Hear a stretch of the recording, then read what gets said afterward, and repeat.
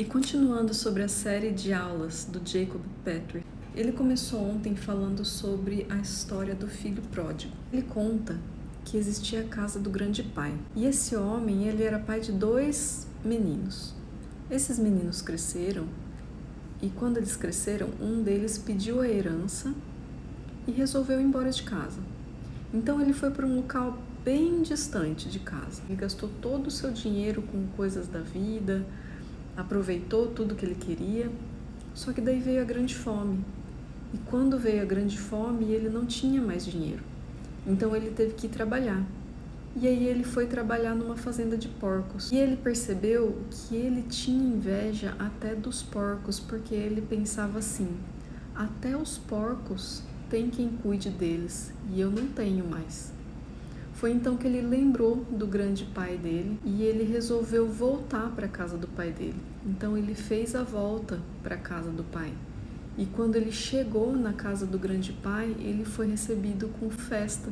Ele contou essa história porque ele fala que assim acontece com os 4 estágios da nossa vida. Quando a gente ainda é uma criança, até os 3, 4 anos, a gente está na casa do grande pai. Então a gente é consciência, mas a gente é inconsciente dessa consciência. E aí a gente vai crescendo e a gente se distancia da casa do pai. Então a gente passa para esse local distante, onde a gente fica inconsciente da inconsciência. E é nesse momento que ele começa a explicar a aula, que é o 2º estágio da vida. Nesse 2º estágio, quando ele fala que o filho pródigo vai para o mundo, ele vai para esse local distante, ele começa a acumular experiências.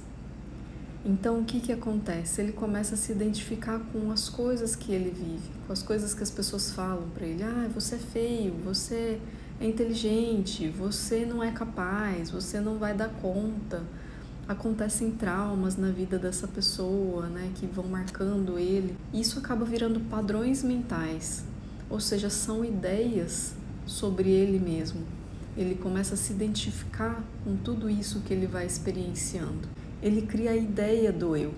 Só que esse eu é um eu condicionado, é um eu cheio de crenças, é um eu cheio de marcas. Pensando em tudo isso, eu resolvi usar o exemplo da cebola novamente. A cebola aí é um exemplo que a gente usa muito para explicar o sistema de crenças. A cebola ela é cheia de camadas, então eu trouxe a cebola novamente.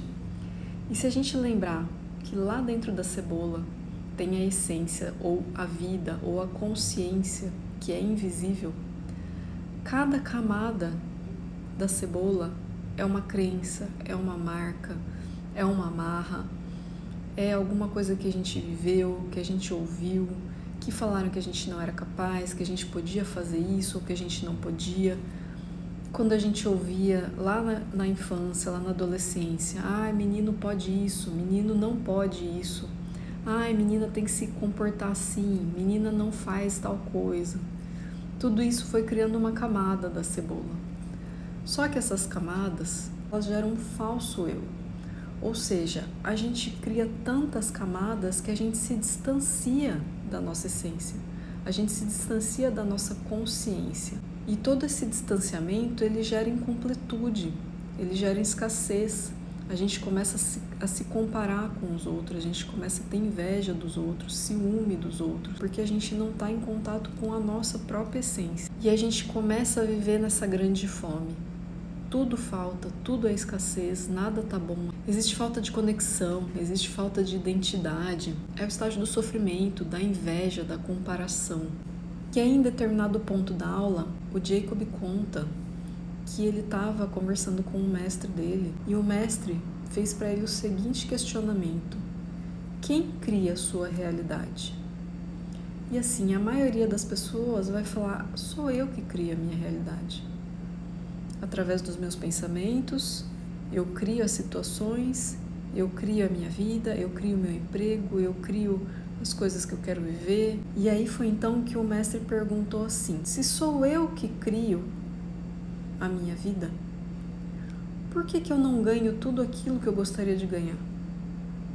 Se sou eu que crio a minha vida, por que eu não moro na casa onde eu gostaria de morar? Se sou eu que crio a minha vida, por que eu não tenho tudo aquilo que eu gostaria de ter? E aí o Jacob explica que, na verdade, realmente é o eu que está criando. Só que o eu que cria é o eu condicionado. E aí ele explica que esse eu é o eu das vozes na nossa cabeça. A gente não controla as vozes na nossa cabeça, a gente simplesmente se identifica com elas. A gente não consegue nem perceber que a gente vive baseado nessas vozes que ficam na nossa cabeça.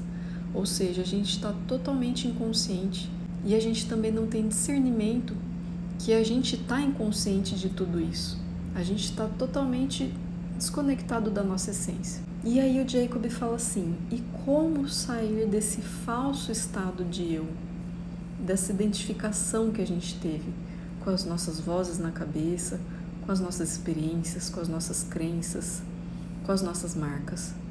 E ele fala que o simples fato da gente tomar consciência da nossa inconsciência já faz a gente pular para o estágio 3. Então a gente passa da inconsciência inconsciente, que é o estar distante da casa do Pai, para esse estágio de cair em si, ou seja, a gente se torna consciente da nossa inconsciência. E é nesse momento que a gente começa a retornar para a casa do Pai.